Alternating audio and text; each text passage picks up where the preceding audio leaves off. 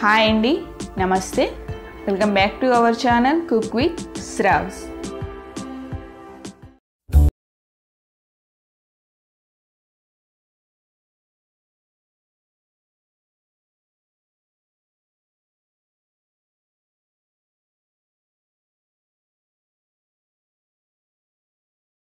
ఇవాళ మన కిచెన్లో ఏ బ్రేక్ఫాస్ట్లోకైనా సెట్ అయిపోయే 3 ఇన్స్టెంట్ బ్రేక్ఫాస్ట్ చట్నీస్ని చూడబోతున్నామండి. మనం ఈ చట్నీస్ ఒక్కసారి కనుక చేసి పెట్టుకున్నట్లయితే 3 months వరకు ఎప్పుడు కావాలంటే అప్పుడు ఇన్స్టెంట్గా జస్ట్ 1 minute 3 చట్నీలని మిక్స్ చేసుకొని సర్వ్ చేసుకోవచ్చు. ఎక్కువగా ఆఫీస్కి వెళ్ళే వాళ్ళకి, బ్యాచిలర్స్కి, బిజీగా ఉండే హౌస్ వైఫ్స్కి ఈ చట్నీస్ అనేది చాలా యూజ్ అవుతాయండి. మార్నింగ్ పొద్దున్నే బ్రేక్ఫాస్ట్లోకి చట్నీస్ చేయాలంటే చాలా హడావిడిగా ఉంటుంది. అలా ఏమీ హడావిడి పడకుండా టేస్టీగా ఇన్స్టెంట్గా 3 చట్నీస్ని జస్ట్ 1 minute మనం మిక్స్ చేసుకొని సర్వ్ చేసుకోవచ్చు అండి. 3 చట్నీస్ కూడా 3 డిఫరెంట్ టేస్ట్లో ఉంటాయండి. చాలా బాగుంటాయి. ఏ బ్రేక్ఫాస్ట్లోకైనా సరే పర్ఫెక్ట్గా సెట్ అయిపోతాయి. మరి ఆలస్యం చేయకుండా ఈ వీడియోలోకి వెళ్ళిపోదామా?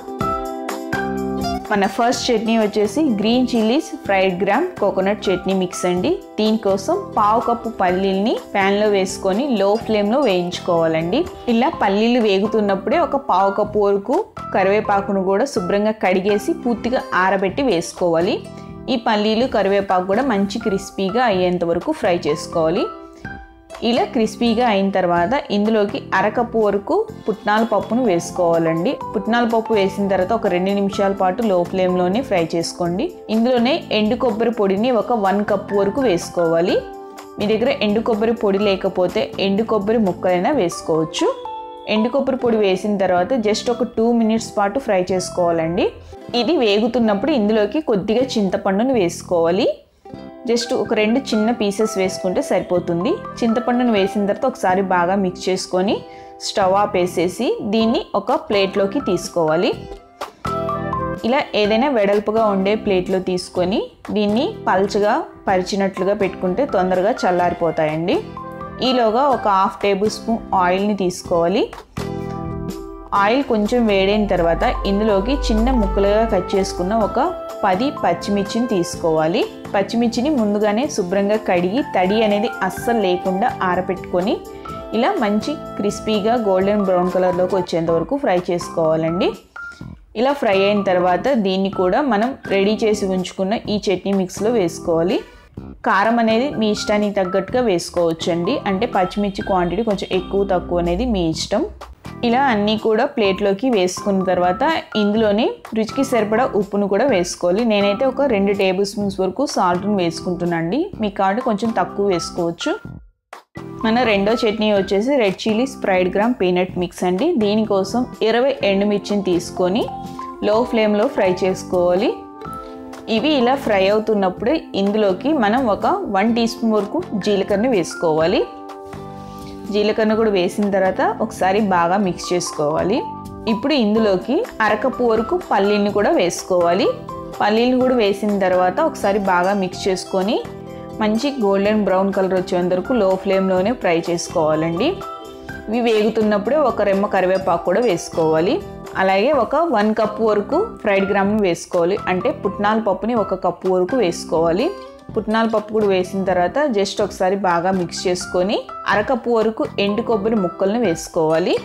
ఎండు కొబ్బరి ముక్కలు లేదా ఎండు కొబ్బరి పౌడర్నైనా వేసుకోవచ్చు. ఇవన్నీ వేసిన తర్వాత లో ఫ్లేమ్లో జస్ట్ ఒక 5 minutes పాటు ఫ్రై చేసుకోవాలి. 5 minutes తర్వాత ఒక చిన్న సైజు చింతపండుని తీసుకోవాలి. అలాగే ఒక 5 వెల్లుల్లిపాయలను కూడా వేసుకోవాలి. వెల్లుల్లిపాయలు చింతపండును కూడా వేసిన తర్వాత ఒకసారి బాగా మిక్స్ చేసుకోండి. ఇప్పుడు దీన్ని జస్ట్ ఒక 1 minute పాటు ఫ్రై చేసుకున్న తర్వాత దీన్ని కూడా వేరొక ప్లేట్లోకి తీసేసుకొని పూర్తిగా చల్లారనివ్వాలి. ఇందులోనే ఒక 1/2 teaspoon వరకు ఇంగువను వేసుకోవాలి. ఇంగు వేయటం వల్ల ఈ చట్నీకి మంచి ఫ్లేవరు, టేస్ట్ అనేది బాగుంటుందండి. అలాగే రుచికి సరిపడా ఉప్పును కూడా వేసుకొని దీన్ని కూడా పక్కన పెట్టుకొని పూర్తిగా చల్లనివ్వండి. ఫైనల్గా మూడో చట్నీ వచ్చేసి రెడ్ చట్నీ అండి. దీనికోసం 1/2 tablespoon ఆయిల్ని వేసుకొని ఒక 50 గ్రాములు ఎండుమిరపకాయలని ఇలా తొడిమలు తీసి వేసుకోవాలి. అలాగే 1/2 teaspoon జీలకర్రను కూడా వేసుకోవాలి. అలాగే 1/2 teaspoon ధనియాలు, ఒక 5 వెల్లుల్లిపాయలు వేసుకోవాలి. ఇందులోనే 1 టేబుల్ స్పూన్ వరకు నువ్వుల్ని కూడా వేసుకోవాలి. నువ్వులు వేసుకోవడం వల్ల ఈ చట్నీకి టేస్ట్ అనేది బాగుంటుందండి. ఒక చిన్న నిమ్మకాయ సైజ్ అంతా చింతపండును కూడా వేసుకొని లో ఫ్లేమ్లోనే మంచి గోల్డెన్ బ్రౌన్ కలర్ వచ్చేంత వరకు క్రిస్పీగా ఫ్రై చేసుకోవాలి. ఇలా బాగా ఫ్రై అయిన తర్వాత ఇందులోకి 1/2 కప్పు వరకు ఎండు కొబ్బరి పౌడర్ని కూడా వేసుకోవాలి. ఎండు కొబ్బరి పౌడర్ కూడా వేసిన తర్వాత ఒకసారి బాగా మిక్స్ చేసుకొని లో ఫ్లేమ్లో ఒక 2 నిమిషాల పాటు ఫ్రై చేసుకోవాలి. అలాగే రుచికి సరిపడా ఉప్పుని కూడా వేసుకోవాలి. నేను ఇక్కడ ఒక 1 టేబుల్ స్పూన్ ఉప్పుని వేసానండి.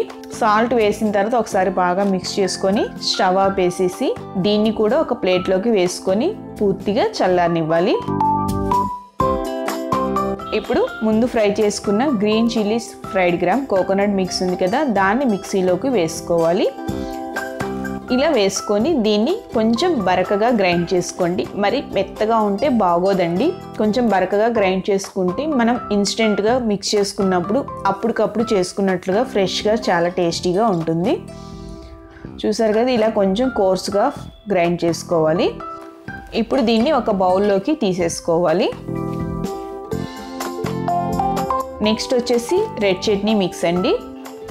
సేమ్ అదే మిక్సీ జార్లోకి రెడ్ చట్నీ మిక్స్ని కూడా వేసుకొని దీన్ని బాగా మెత్తగా గ్రైండ్ చేసుకోవాలండి.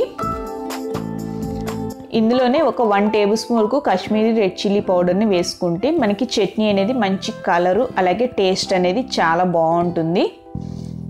కాశ్మీరీ రెడ్ చిల్లీ పౌడర్ అయితేనే మనకి చట్నీకి బాగుంటుందండి. ఎందుకంటే ఇది ఎక్కువగా స్పైసీగా ఉండదు, మంచి కలర్ ఉంటుంది, టేస్ట్ చాలా బాగుంటుంది. మీ దగ్గర కనుక కాశ్మీరీ రెడ్ చిల్లీ పౌడర్ లేనట్లయితే మీరు నార్మల్ రెడ్ చిల్లీ పౌడర్ని కొంచెం క్వాంటిటీ తగ్గించి వేసుకోండి. రెడ్ చట్నీ మిక్స్ కూడా రెడీ అయిపోయింది కదా, దీన్ని కూడా పక్కన పెట్టేసుకోండి. ఫైనల్గా సేమ్ అదే మిక్సీ జార్లోకి red chilli fried gram peanut mix ఉంది కదా, దాన్ని కూడా వేసేసుకొని కొంచెం బరకగా గ్రైండ్ చేసుకోవాలి. మనం రెడ్ చట్నీ మిక్స్ ఒక్కటే బాగా మెత్తగా గ్రైండ్ చేసామండి. మిగతా 2 చట్నీ మిక్స్లు కూడా కొంచెం బరకగానే గ్రైండ్ చేసుకోవాలి. అప్పుడే ఇది టేస్ట్ అనేది బాగుంటుంది.